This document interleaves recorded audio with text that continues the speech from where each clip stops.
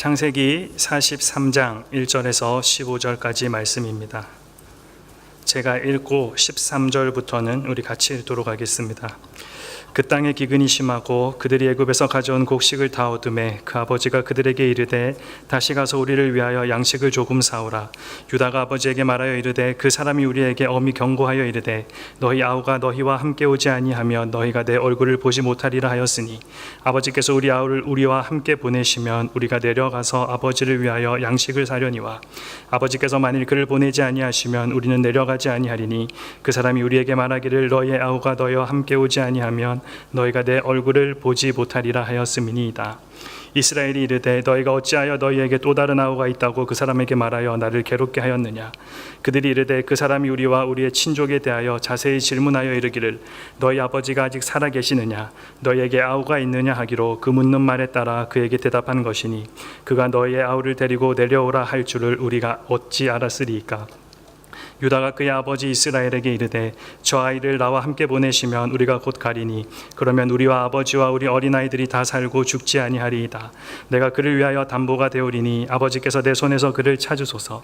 내가 만일 그를 아버지께 데려다가 아버지 앞에 두지 아니하면 내가 영원히 죄를 지리이다. 우리가 지체하지 아니하였더라면 벌써 2번 갔다 왔으리이다. 그들의 아버지 이스라엘이 그들에게 이르되 그러할진대 이렇게 하라.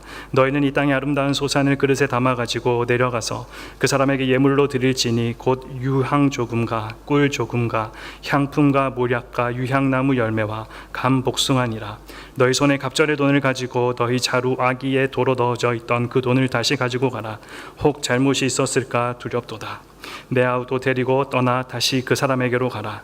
전능하신 하나님께서 그 사람 앞에서 너희에게 은혜를 베푸사 그 사람으로 너희 다른 형제와 베냐민을 돌려보내게 하시기를 원하노라. 내가 자식을 잃게 되면 이르리로다. 그 형제들이 예물을 마련하고 갑절의 돈을 자기들의 손에 가지고 베냐민을 데리고 애굽에 내려가서 요셉 앞에 서니라. 아멘. 여러분들은 거북선 하면 생각나는 사람이 누구입니까? 이순신 장군입니다. 이순신 장군의 유명한 대사가 있습니다. 필사즉생. 여러분 한번 읽어보시겠어요? 필사즉생, 필생즉사. 자, 무슨 말입니까? 한글도 잘 이해하기 어려운데 한자어가 포함되어 있어서 이 말은 즉 죽고자 하면 살고 살고자 하면 죽을 것이다 라는 의미입니다. 배 12척으로 일본 왜군 133척과 그러니까 1대 11로 붙은 사건입니다. 맞서 싸워야 했던 유명한 명랑해전을 앞두고 장수를 소집한 이순신 장군이 절대적으로 부족한 그 전투력을 극복하기 위해서 했던 말입니다. 전쟁에 임할 때 살고 싶어 움츠리고 목숨을 지키려는 자는 전쟁에서 패하게 될 것이고 죽을 각오를 다해서 싸우는 자는 승리할 것이다 라는 이야기입니다. 그런데 성경에도 예수님께서도 이런 비슷한 말씀을 하셨습니다. 자기 목숨을 얻으려는 사람은 잃을 것이요 나를 위하여 자기 목숨을 잃은 사람은 목숨을 얻을 것이다. 그리고 오늘 본문에서도 이렇게 고백합니다. 야곱이 14절 말씀에 잃게 되면 잃으리로다. 여러분들 야곱이 왜 이런 고백을 하게 되었을까요? 우리가 지난주에 살펴본 요셉 이야기를 다시 기억해 보면 요셉이 꿈을 해석한 대로 7년 풍년 후에 극심한 흉년이 찾아왔습니다. 그 흉년은 애굽뿐만 아니라 온 세상에 임했고 아버지 야곱이 머물고 있는 가나안 땅에도 흉년이 들었기에 형들은 양식을 구하러 애굽으로 가게 됩니다. 형들을 만난 요셉은 자신이 요셉이라는 사실을 숨기고 형들을 오히려 정탐꾼으로 몰아세우며 베냐민을 데려오라라고 요구합니다.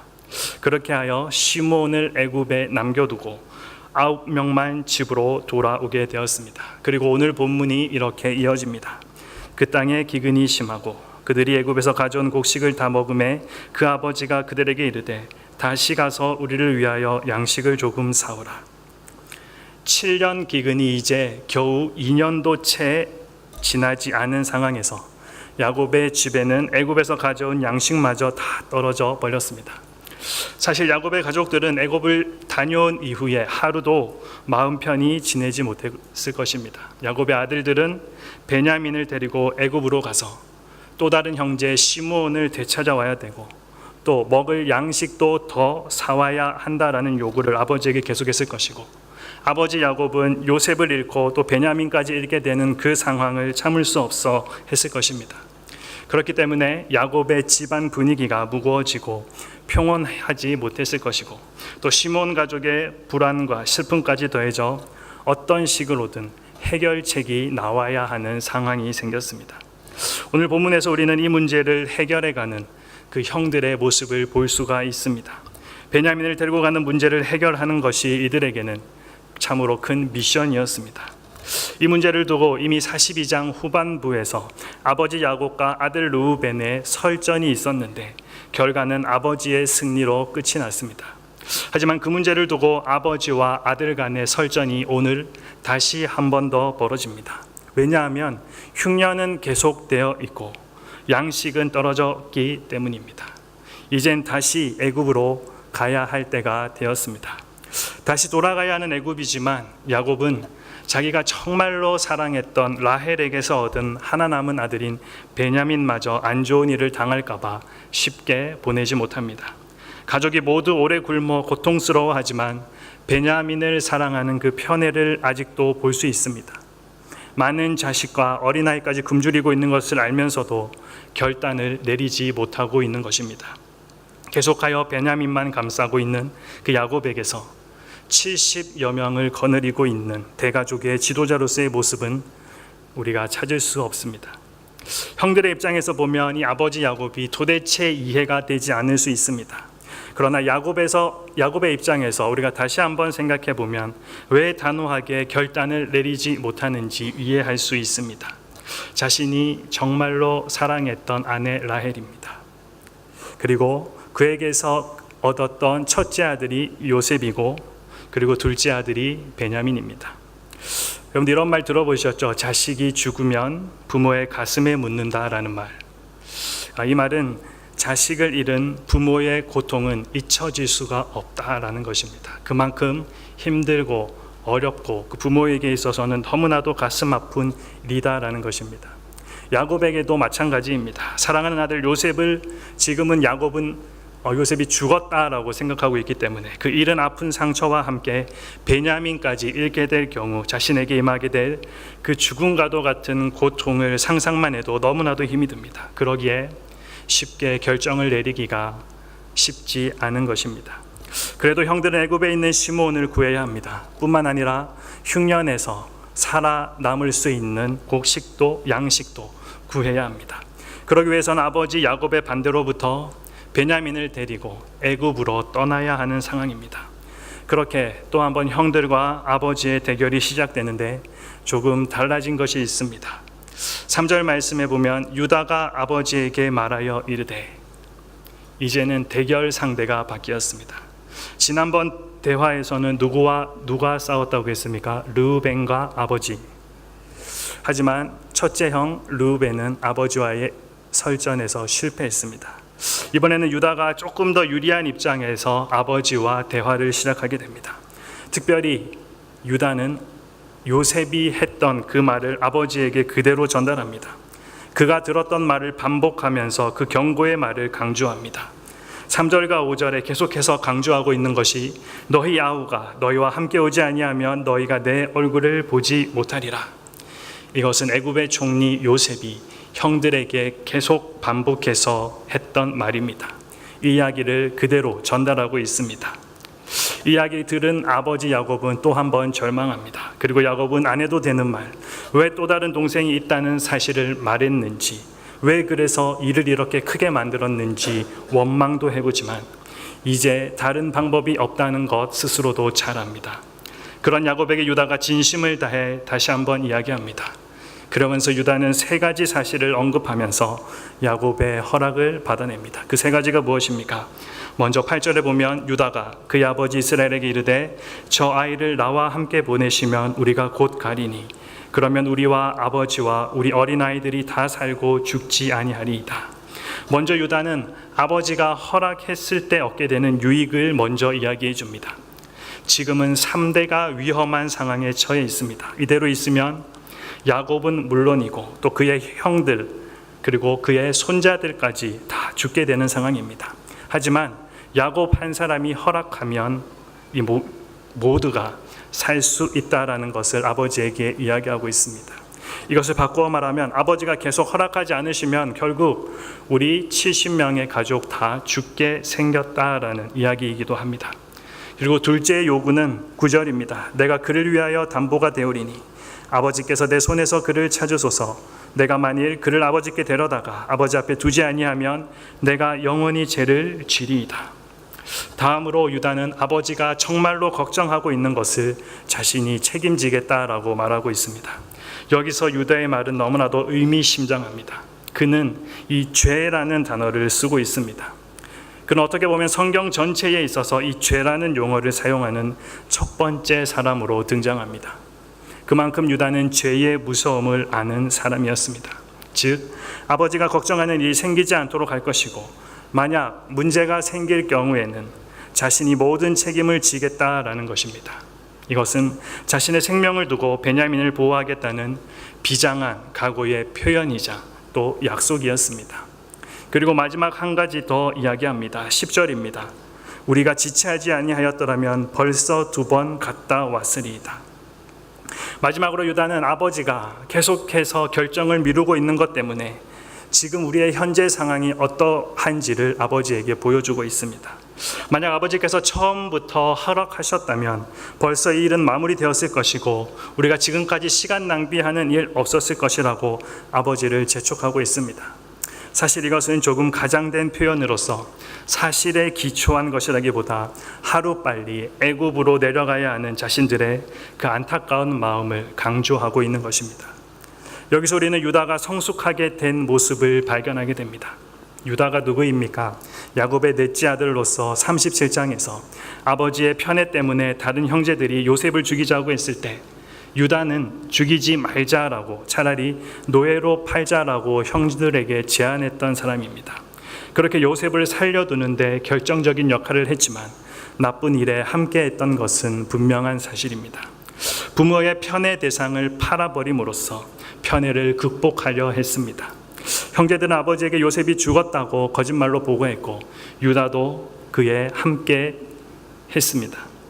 이렇게 유다가 아버지의 편애가 싫어서 그것에 정말 분노해서 이 일들에 함께 했지만 유다가 모르던 사실 한 가지가 있습니다.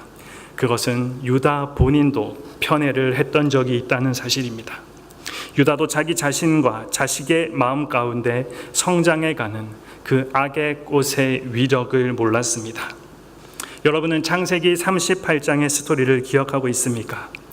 요셉의 이야기가 쭉 나오다가 갑자기 불쑥 등장했던 유다와 다말의 사건, 그 일을 통해 우리는 보았습니다. 거기서 유다는 큰아들이 죽자 며느리를 둘째 아들 혹은 셋째 아들에게 줬어야 되는데 큰아들과 둘째의 죽음을 바라보면서도 자녀들이 그들의 죄에 의해 무너져 간다는 것을 인정하지 않았습니다. 오히려 모든 것이 다 누구의 탓이라고 이야기했습니까? 며느리 다말의 탓이라고 이야기했습니다. 모든 것을 며느리 다말 탓으로 돌리면서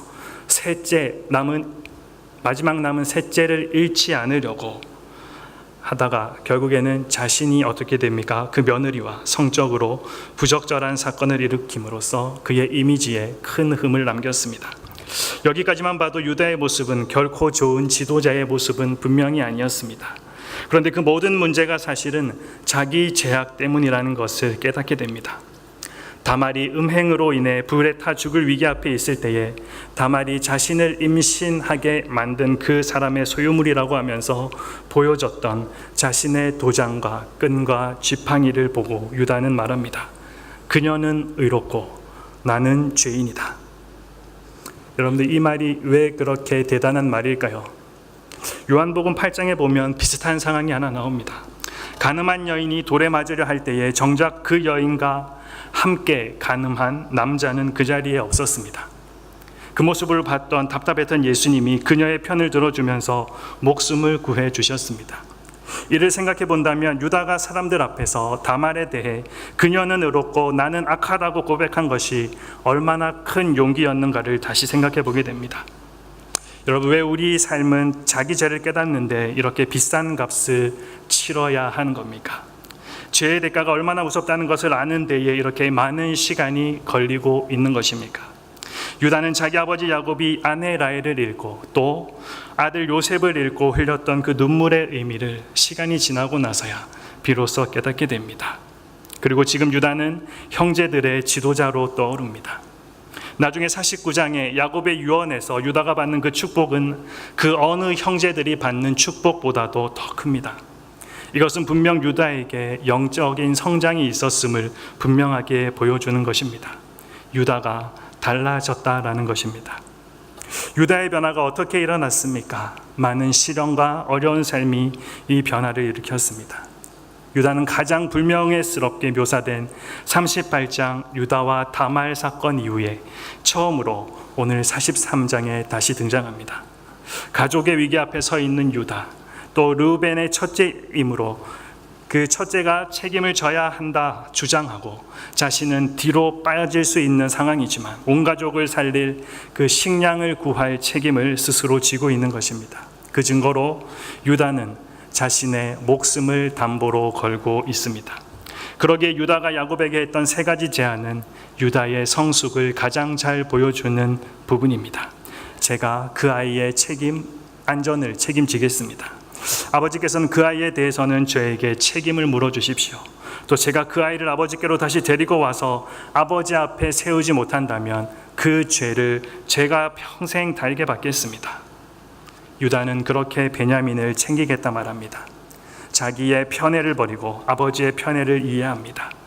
배다른 형제라도 아버지가 아무리 편애해도 그 형제도 내 형제라는 것에 비로소 받아들이고 인정합니다. 그리고 나중에 실제로 베냐민에게 문제가 생겼을 때 유다는 아버지에게 고백했던 대로 행동합니다. 베냐민 대신 죄의 값을 치르려 합니다. 요셉에게 했던 실수를 다시 반복하지 않으려고 합니다. 이후에 요셉이 자기 형들이 자기 동생 베냐민에게 그 베냐민을 지키기 위해서 또 죄의 값을 치르려 하는 것을 보게 되고 이를 보고 요셉은 자기를 팔았던 형들을 용서하게 됩니다. 이런 유다의 변화는 자신의 과거를 직면하고 반성한 데서 발전돼 나온 모습이라고 볼 수 있습니다. 여러분, 하나님은 죄가 무엇인지를 아는 사람을 기억하십니다. 이를 다시 짓지 않으려 고백하는 사람을 좋아하십니다. 그리고 형제와 자매를 위해 자기 목숨을 내어놓기까지 사랑하는 그 사람 찾으십니다. 운명에 대해 이야기하지 않고 죄와 대립하며 싸우는 자를 원하십니다. 하나님은 자기 죄를 깨닫고 고백하는 자를 그냥 내버려 두지 않으십니다. 우리의 죄를 주님 앞에 고백하면 그것 때문에 우리가 하나님 앞에 처벌받는 것이 아니라 우리가 그것을 하나님께 아뢰일 때 하나님은 여러분을 버리시지 않고 오히려 더 사랑하실 것입니다. 우리는 그 용서의 주님을 바라보며 나아가는 우리가 되기를 소망해야 합니다. 야곱 내키지 않지만 가족 모두가 살기 위해서는 더 이상 다른 방법이 없습니다. 그래서 위험한 일이지만 그것을 감수할 수밖에 없습니다. 이렇게 야곱은 베냐민을 데리고 가는 것을 허락합니다. 그리고 야곱은 지혜를 하나 발휘하는데 그것은 빈손으로 가지 말고 예물을 가지고 가라는 것입니다. 사실 좋게 말해서 지혜이지 사실 이것은 야곱의 오랜 본성입니다. 우리가 다 기억하는 것처럼 오래전에 형 에서를 만나기 위해 야곱이 했었던 그 선물 작전, 그 결과 형 에서의 마음이 누그러졌던 경험을 했던 것이 바로 야곱입니다. 그러나 다시 한번 생각해 보면 그것은 사실 하나님께서 형의 마음을 누그러뜨려 주신 것이지 에서가 그 선물을 보고 그 마음이 누그러졌던 것은 아닙니다. 그런데 야곱은 이것을 알지 못하고 또 이 방법을 쓰고 있습니다. 무엇을 보여줍니까? 아직도 야곱의 삶에 남은 장깨를 보게 됩니다. 야곱이 말하고 있는 선물의 목록이 무엇입니까? 우리 11절 말씀 함께 읽어보도록 하겠습니다.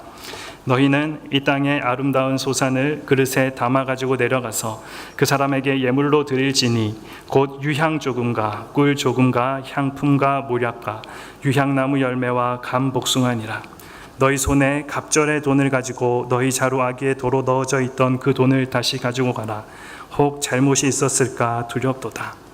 이 목록들은 가나안에서 나는 특산물은 물론이거니와 귀한 수입품까지 선물로 준비합니다. 그리고 첫 번째 방문 때에 자기들이 가지고 갔던 자루에 돈이 다시 들어가 있던 것을 발견하고 우왕좌왕했던 것, 그리고 다시 가게 될 때 우리가 그 돈을 다시 가지고 온 것 오해받을까 봐 다시 2배로 가지고 가라고 합니다. 문제가 생기지 않도록 하라라는 것입니다. 야곱은 이렇게 준비해서 아들들을 보내지만 여전히 그의 마음에 있는 두려움을 떨쳐버릴 수는 없습니다. 어떤 일이 생길지 알 수 없고 그저 베냐민이 잘못될까 봐 불안한 심정입니다. 이런 상황에서 야곱이 할 수 있었던 것이 무엇일까요? 우리 14절 말씀 함께 읽어보도록 하겠습니다. 전능하신 하나님께서 그 사람 앞에서 너희에게 은혜를 베푸사 그 사람으로 너희 다른 형제와 베냐민을 돌려보내게 하시기를 원하노라. 내가 자식을 잃게 되면 이르리로다. 야곱이 무엇을 이야기합니까? 전능하신 하나님이다. 야곱은 전능하신 하나님을 기억하며 그 하나님께서 은혜 베풀어 주시기를 기대하고 있습니다. 그리고 놀라운 고백을 합니다. 만약 베냐민을 잃게 되더라도 잃을 것이다. 그리고 그것을 받아들이겠다. 이것은 야곱의 자포자기가 아닙니다. 이제 자신이 할 수 있는 일이 더 이상 없으니 전능하신 하나님께 모든 것을 다 맡기고 그 결과를 받아들이려 하는 것입니다. 여러분, 하나님께 다 맡겨버린 결과가 어떠했습니까? 첫 번째 방문 때는 예상치 못했던 죄인 취급을 받으며 감옥에 갇히기까지 했었는데, 그런데 두 번째 방문에서는 완전 반대의 상황이 일어나고 있습니다. 오히려 환영을 받습니다. 애굽의 총리가 정탐꾼으로 죄인 취급받았던 자들을 집으로 초대하고 있을 뿐만 아니라 그들이 발을 씻을 수 있는 물도 준비해 두었습니다. 그 당시 가장 환영하는 것 중 하나는 물이 귀했으므로 발을 씻을 물을 주는 것이었습니다. 그리고 그 후에 애굽의 총리 요셉이 직접 들어와서 아버지 야곱의 안부를 묻습니다. 그리고 친동생 베냐민을 보고 감동을 억제하지 못하고 방에 들어가서 혼자 울고 다시 나온 후에 형들에게 음식을 나눠줄 뿐만 아니라 동생 베냐민에게는 음식을 5배나 더 대접하였습니다. 당시 고대 사회에서 음식을 많이 준다는 것은 남다른 사랑과 마음을 표현하는 방법이었습니다. 그리고 애굽인들의 숫자의 개념에서 5라는 숫자는 완전함과 충만함이라는 의미를 지니고 있습니다. 그러므로 베냐민에게 음식을 5배나 주었다는 것은 동생 베냐민에 대한 요셉의 그 사랑이 얼마나 각별했는가를 잘 보여주고 있습니다. 어려움 당하러 간 줄 생각했던 야곱의 예상과는 달리 베냐민과 자신의 아들들이 이렇게 최고의 대접을 받고 있었던 것입니다. 우리는 여기서 야곱의 변화를 보게 됩니다. 우리가 다 잘 아는 것처럼 야곱은 어떤 사람이었습니까? 한평생 자신이 원하는 것은 수단과 방법을 가리지 않고 손에 쥐려 앞만 보고 달려왔던 야곱입니다. 장자권 얻기 위해서 아버지와 형을 속였고 라헬을 얻기 위해서 총 14년, 7년씩 2번을 거쳐서, 하지만 성경의 표현대로 14년을 수일같이 여기며 외삼촌의 라반의 집에서 일하기도 했습니다. 야곱의 삶은 원하는 것은 반드시 얻어야 하며 얻은 것은 절대로 놓치지 않기 위해 몸부림치던 인생이었습니다. 재산을 얻기 위해 그랬었고 사랑하는 사람 얻기 위해 그랬던 야곱의 삶은 온통 집착했던 삶이었습니다. 그런데 이런 야곱이 오늘 이런 고백합니다. 내가 자식 베냐민을 잃게 되면 이르리로다. 야곱의 평생을 규정해온 집착이라는 삶에서 야곱이 풀리는 것을 우리는 보게 됩니다. 이제야 비로소 야곱의 삶에 내려놓음이라는 단어가 적용이 되고 있는 것입니다. 여러분, 그렇습니다. 하나님은 이처럼 오늘 우리가 집착하는 것들을 강권적인 방법을 써서라도 반드시 내려놓게 만드는 분이십니다. 오늘 여러분들이 하나님보다 더 마음을 두고 집착하는 것은 무엇입니까? 돈일 수도 있고 세상적인 성공과 높은 지위, 또 세상의 즐거움, 또 여러분들은 명품, 물건 등이 있을 수도 있겠습니다. 하나님보다 더 마음과 시선을 두는 것이 우리는 우상임을 알아야 합니다. 우리가 하나님보다 다른 것에 더 마음을 두고 집착하여 살면 야곱의 경우처럼 억지로라도 그것을 내려놓게 하시는 분이십니다. 이런 진실 앞에서 억지로 내려놓음을 우리가 당하기 전에 먼저 자원하여 내려놓는 지혜가 우리 모두에게 있어야 합니다. 호더스 증후군이라는 말이 있습니다. 저장 강박증이라고도 불리는 이 호더스 증후군은 한 번 물건을 가지게 되면 그 물건을 버리지 못하는 사람들을 이야기합니다.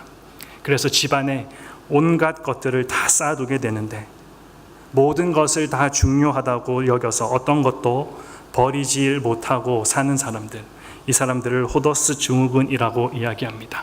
실제로 TV에도 온갖 쓰레기들을 집안에 다 두고 있으면서도 그것이 너무나도 중요하기 때문에 버릴 수 없다라고 하는 사람들을 우리는 보게 됩니다. 그런데 우리가 살면서 버리지 못하고 내려놓지 못하는 것이 어디 이런 물건뿐입니까?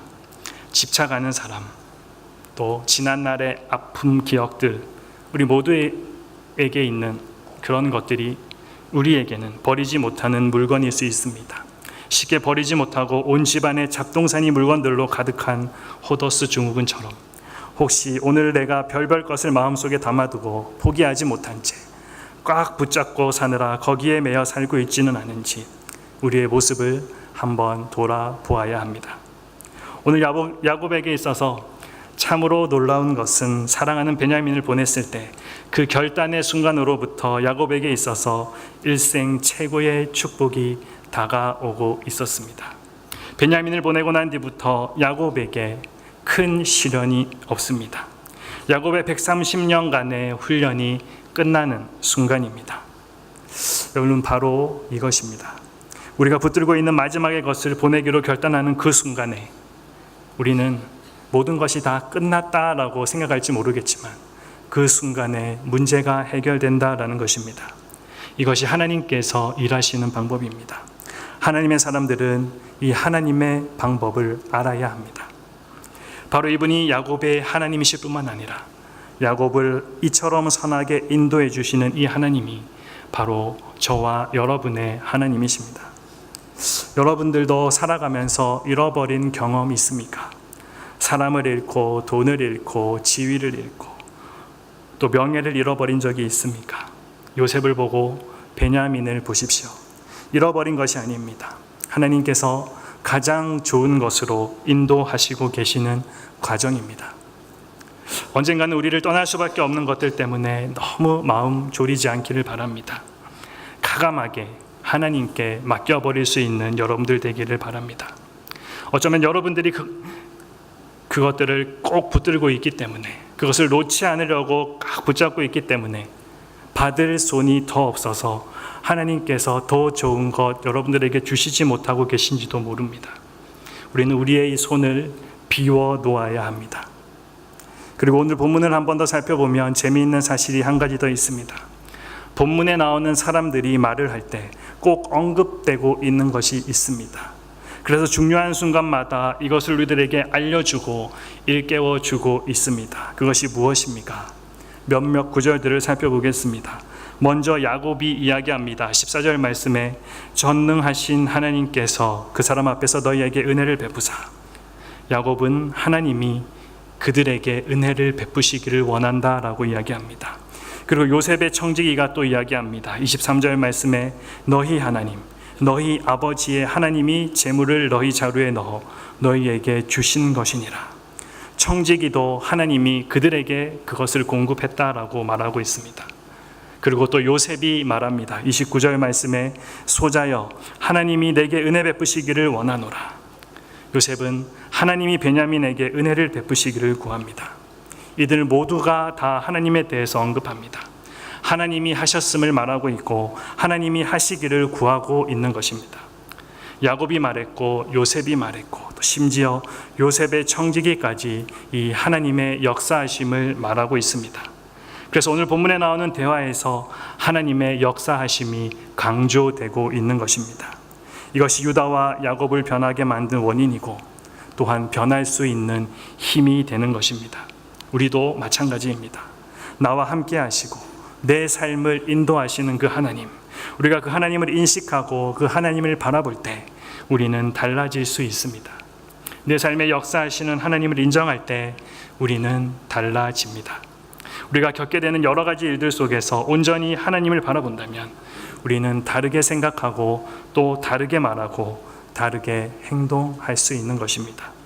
그렇게 하나님 보시기에 더 나은 모습으로 우리는 변화되어 가야 합니다. 하나님이 함께 하시고 나의 삶에 직접 개입하심을 알기에 하나님이 나에게 허락하신 일에 충성하며 하나님 앞에서 우리는 정직하게 살아갈 수 있는 것입니다. 하나님의 그 선하신 계획을 신뢰하기에, 전능하신 하나님을 의지하기에 그분의 공급하심과 인도하심을 믿고 나의 삶을 맡길 수 있는 것입니다. 그것이 우리를 변화시키는 힘이 됩니다. 그러니 여러분, 하나님이 내 삶에 역사하신다는 사실을 꼭 기억하시기 바랍니다. 하나님이 내 삶에 역사하신다는 것은 단순히 여러분의 소원만 이루어 주시는 하나님이 아니다라는 이야기이기도 합니다.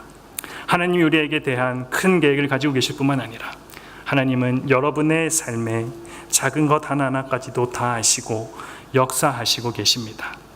우리 각자에게 맞춤형으로 가장 알맞게 역사하고 계십니다. 그래서 우리는 하나님이 주신 결과를 받아들일 수 있고 우리가 어떤 일을 만난다고 할지라도 하나님을 신뢰할 수 있는 것입니다. 오늘 야곱이 어쩔 수 없는 이 상황 가운데서도 하나님께 은혜를 구하며 했던 말을 다시 한번 생각해 봅니다. 베냐민에 대해서 이렇게 말합니다. 이르면 이르리로다. 나에게 주어진 책임을 다했다면 그 외의 것은 하나님께 맡겨드리십시오. 모든 것을 하실 수 있는 하나님께 맡겨드리는 것입니다. 그래서 때로는 비록 내가 원하지 않는 결과가 내게 주어진다라고 하더라도 하나님께서 나에게 주신 그 답을 받아들이는 것, 그것이 우리에게 필요한 태도입니다. 우리는 내가 원하는 결과를 얻었을 때에만 하나님이 역사하신다라고 생각할 수 있습니다. 그리고 내가 원하지 않는 결과를 얻었을 때에는 하나님이 역사하지 않으시고 그 하나님께 온갖 원망을 하며 오해하기도 합니다.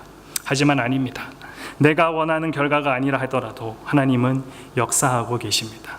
그 일을 통해서도 하나님의 역사하심을 경험할 수 있고 그 속에서 놀라운 일을 이루어 가시는 하나님을 바라볼 수 있습니다. 그렇기 때문에 우리는 우리에게 어떠한 결과가 주어진다고 하더라도 그 결과를 받아들일 수 있는 것입니다. 하나님이 함께 하신다는 것을 알기 때문에 하나님이 주신 그 결과에 만족하면서 그 결과를 두고 비교하지 않습니다. 내게 주신 답과 다른 사람에게 주신 답을 두고 질투하지 않는 것입니다. 모든 것을 하나님께서, 모든 것을 아시는 그 하나님께서 그 주권에 따라 각자에게 꼭 맞는 답을 주시기 때문입니다. 사랑하는 여러분, 하나님이 여러분의 삶에 역사하고 계십니다. 지금 이 순간에도 역사하고 계십니다. 우리가 할 일은 무엇입니까? 내가 경험하는 모든 일을 나의 성숙의 기회로 삼고 이전보다도 더 하나님의 원하시는 모습으로 살아가는 것입니다. 그러기 위해서 깨어서 하나님의 역사하심을 우리가 기대할 뿐만 아니라 내 삶에 함께 하시는 하나님을 바라보며 내 안에 하나님보다 더 크게 생각하는 것 내려놓고 하나님의 살아계심 앞에 하나님만 사랑하며 살아감으로 선하신 그 하나님의 인도를 따라 살아가는 여러분들의 삶이 되기를 소망하고 축복합니다. 기도하겠습니다. 하나님, 오늘 야곱의